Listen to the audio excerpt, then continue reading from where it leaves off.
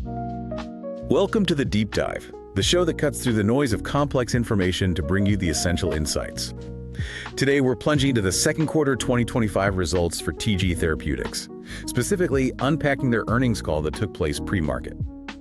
Yeah, and this wasn't just another earnings call. It was really fascinating because you saw this striking divergence. Divergence, how so? Well, on one hand, you had clear signs of operational momentum, growth from within the company. But on the other, the market's reaction was swift, dramatic, and decidedly negative. Okay, so that's the puzzle. Yeah.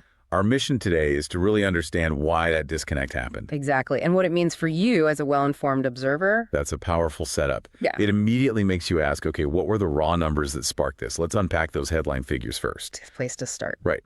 So on revenue, TG Therapeutics reported $141.15 million. That actually missed the consensus estimate, which was $146.28 million. A miss, yeah. Not huge, but a miss nonetheless. And then there's the GAAP EPS that's generally accepted. Accounting principles earnings per share came in at just 17 cents per share. And that was the big one. The consensus was $1.30. So a substantial miss there, like what, 43% below expectations? Exactly. A really visible miss using those standardized GAAP rules. Right. But it wasn't all bad news on the product front, right? Their main drug, BRIUMVI. Right, BRIUMVI U.S. net sales were actually pretty strong, $138.8 million. That's 91% year-over-year growth. Impressive. 91%. And it's basically their whole story right now, making up 98% of total revenue. It is. But the market, well, it rendered its verdict almost instantly on those headline misses. What happened with the stock? Dropped sharply. Nearly 18% right after the call, hitting its lowest point since, I think, February 2025. Wow, 18%. Yeah, and it wasn't just a small number of trades either. The volumes spiked more than double its 30-day average, so real conviction behind that sell-off. And you mentioned derivatives. Yeah. Options. Yeah, that options market piled on too. The put-call ratio jumped, indicating, much stronger bearish sentiment than usual. More people betting the stock would fall further. So puts are bets it goes down, calls are bets it goes up. Yeah. Higher ratio means more puts. Exactly. It just reinforced that initial negative reaction to the revenue miss, and especially that big EPS miss. The market was basically saying, nope, expected better. Okay, so the market reaction was clear. But you said management sounded different. Completely different tone on the call. They sounded, well, distinctly upbeat, almost confident, especially about BRIUMVI. What were they highlighting? They talked about reaching their highest months of new patient starts, said that directly drove a solid 16% sequential growth quarter over quarter in U.S. sales. 16% Q over Q is pretty healthy. It is, and get this stat. They now estimate nearly 1 in 3 new YV anti-CD20 patients are being prescribed BRIUMVI. 1 in 3. That's huge market penetration for a drug only, 2.5 years post-launch? It's a massive claim, especially in a crowded field. Makes you wonder, what's clicking in their commercial strategy. Right. And this is where that divergence you mentioned really hits home. Market punishes the stock, but management. Management actually raised their full-year U.S. BRIUMVI revenue guidance. Raised it after missing the quarter. Yep. Bumped it up to $575 million from $560 million before. Even nudged the global guide up slightly to around $585 million. That signals real confidence in the underlying business, doesn't it? Absolutely. They clearly believe the product's trajectory is strong, maybe even accelerating. And they pointed to their first ever national TV ad campaign for BRIUMVI. Ah, the TV ads. Are those working? They said early signs are promising. Not just general awareness or website hits, but importantly, physicians are apparently reporting more patients coming in and asking for BRIUMVI by name. That patient pull-through is kind of the holy grail in pharma marketing. It really is. Suggests the campaign isn't just noise, it's actually driving active demand. Okay, so strong underlying demand, raised guidance. But let's circle back to the quarter itself. Did they address seasonality in the Q&A? Sometimes Q3 can be slower. They did. Acknowledged expected seasonality in Q3, anticipating stronger growth bouncing back from Q3 into Q4, much like last year. Seems reasonable. And the growth they saw in Q2, was that volume or price? Primarily volume-driven, they clarified, which is generally seen as more sustainable, right? Not just hiking prices. Definitely. What about gross to net, that difference between list price and actual realized price after discounts? Right, so the full-year guidance there is still 70-75%. But Q2 came in closer to the bottom end, around 70%. Why is that? They attributed it to faster growth in the hospital segment, and hospitals often mean more exposure to government-mandated discounts, specifically the 340B program. 340B. Can you just give us a quick refresher on what that is and why it impacts the gross to net? Sure. 340B is a U.S. federal program. It requires drug makers to provide outpatient drugs to certain hospitals and clinics, those serving vulnerable populations at, well, significantly reduced prices. So a mandatory discount. Essentially, yes. So when TG sees faster growth in that hospital channel, a bigger slice of their sales pie is subject to these deeper 340B discounts. That pulls down the overall average price they actually receive, pushing that gross to net percentage lower. Got it. So it's more about the mix of customers changing than, say, losing pricing power overall. Exactly. An important nuance. It's part of doing business if you're selling into those facilities. Okay. Beyond the current sales dynamics, management spent a lot of time talking about the future of BRIUMVI, specifically a new formulation. Yes, the subcutaneous or sub-Q version, this was a major focus. They're planning to kick off a pivotal program for it mid-2025. Why is sub-Q such a big deal? Yeah. Isn't BRIUMVI and 5 infusion now? It is, and that's the point. Sub-Q means self-administered, likely at home. Think about swapping a trip to an infusion center for, potentially a quick injection you do yourself. Convenience factor. Huge convenience factor. And they estimate maybe 35%, even 40% of the anti-CD20 market prefers a self-administered option. So it opens up a big segment. What's the timeline they're looking at? The plan is to file the BLA, the biologics license application in 2027 and aim for a launch in 2028. So still a ways off, but strategically important. Critically important. Especially looking ahead to competitors like Roche's Ocrevus facing patent cliffs later in the decade. Building that sub-Q moat now is key. Makes sense. Build the next generation before the current landscape shifts too much. They also mentioned an enhanced trial for the current IV version. Right. Trying to optimize the existing product, too. They're evaluating if they can consolidate the day 1 and day 15 initial infusions into just one single larger infusion on day 1. So one less trip to the clinic right at the start. Exactly.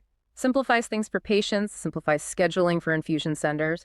Could be another meaningful convenience benefit for the IV form. When would we see data on that? Pivotal data expected sometime in 2026, aiming for an updated label in 2027. So they're working on multiple fronts to make BRIUMVI easier to use. Okay, so lots of investment in BRIUMVI's future. Let's talk costs. How did the operating expenses look this quarter? Because that seemed to be the market's big concern. Right. The OpEx came in at $71 million for Q2. Now, that is up year over year, which you'd expect with the launch scaling up. But compared to Q1? Actually down about $10 million from Q1. Management explained that as being due to the timing of spending on that subcutaneous BRIUMVI development. Some lumpiness quarter to quarter. So they're saying it's timing, not costs running out of control. That was their message. And they reiterated the full-year OpEx guidance of around $300 million.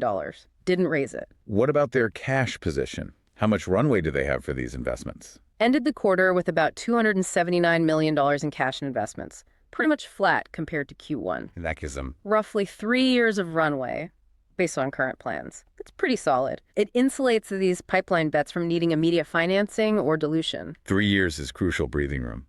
And speaking of the pipeline, they did mention things beyond BRIUMVI too, right? TG-1701 and Azer-Cel. Yes, definitely signaling they want to be more than just a single drug story. They highlighted momentum with their BTK inhibitor, TG-1701, and an allogeneic CAR-T called Azer-Cel. Okay, can you quickly break those down? BTK inhibitor and allogeneic CAR-T, what are they and why neuro-immunology? Sure.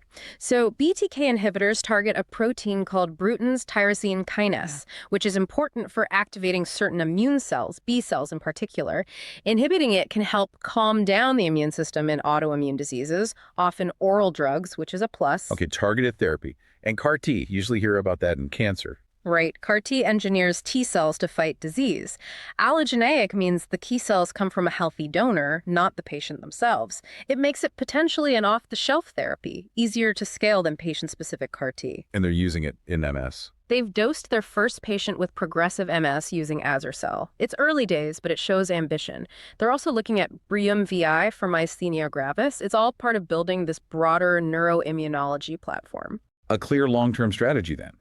Build around BRIUM-IM, but also diversify into next-gen therapies. Exactly. Aiming for, a multi-asset mid-cap company status eventually. But let's bring it back to the present. we have this disconnect, management bullish, pipeline progressing, but the market hammering the stock on the Q2 results. How do we reconcile that? Well, remember that run-up in the stock before the call? There was chatter about formulary wins, the EU launch. Expectations were likely very high. Set up for disappointment. Potentially. So the EPS miss and maybe those expense figures, even if management says it's timing, it just gave the market a reason to sell. It overshadowed the good stuff, the raised guidance, the strong patient starts. So it's this cost versus growth tension. Precisely. An analyst from Evercore ISI put it really well. Operational momentum intact, but expense cadence clouds near-term EPS leverage. That sums it up. So the big question becomes, is management right that it's just timing on expenses? Or is the market right to worry about the cost of achieving this growth in pipeline development? That's the million-dollar or maybe billion-dollar question here. Is the profitability profile going to be what investors hoped? And industry trends play into this too. You mentioned payer scrutiny on infusions. Yeah, insurance companies, healthcare systems, they're looking hard at the costs and logistics of 5e infusions. They prefer more efficient options, often at-home ones. Which pushes towards Subcutaneous options. It just reinforces how critical TG's sub-Q development is. The market is moving that way, and the Ocrevus patent cliff is looming. They need to be ready. Okay, so a lot riding on execution. Yeah. What are the key things investors should watch for in the second half of 2025? Any specific catalysts? Definitely. Several key things. First, U.S. formulary decisions from major commercial health plans. That dictates access for BRIUMVI. Huge for adoption. What else? We should start seeing initial prescription data from the EU launch via their partner Neuraxpharm. That gives a first look at international traction. And the sub-Q program. The big one there is the first data readout from the PK/PD study for subcutaneous BRIUMVI. That's the initial validation of whether the sub-Q version works as expected in the body. PK/PD, pharmacokinetics, pharmacodynamics, how the drug moves and what it does. Exactly. Positive data, there would be a major de-risking event for that whole strategy. Success on these fronts could really change the narrative and maybe get the stock moving back towards those higher analyst targets, many still around $43. Something a pivotal few months ahead for them. High stakes indeed. Absolutely. A lot hinges on hitting those milestones. Okay, now before we wrap up with a potential trade idea, and this is crucial, our standard disclaimer. This segment, like everything on the deep dive, is purely for informational purposes. It is absolutely not financial advice. Please always consult with a qualified professional before making any investment decisions. Couldn't say it better myself. Okay, so with that major caveat, given how much the stock sold off after earnings, arguably pricing in a lot of pessimism about near-term expenses. Right, the market reaction seemed pretty severe. It did. So a potentially interesting, though definitely aggressive idea could be something like this. Maybe long, out-of-the-money call options expiring sometime in Q1 2026. Betting on a recovery and then some. Why options? Gives you leverage if the thesis plays out. The idea is you capture upside if TG executes on the sub-Q program, gets those formulary wins, and convinces the market it was just expense timing. And you mentioned pairing it.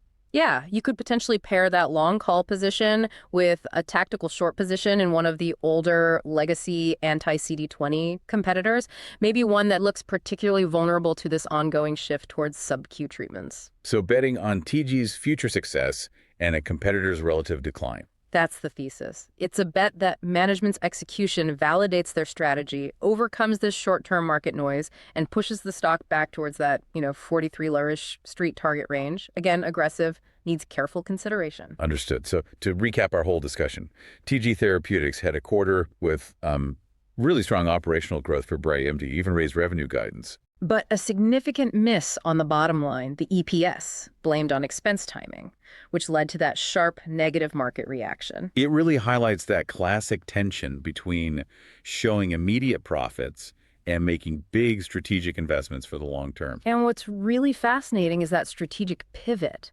They're not just resting on BRIUMVI 4, they're actively building for the future the sub-Q version, diversifying the pipeline, aiming to be much more than a one-trick pony. It's a calculated gamble on becoming a category leader down the road. For sure.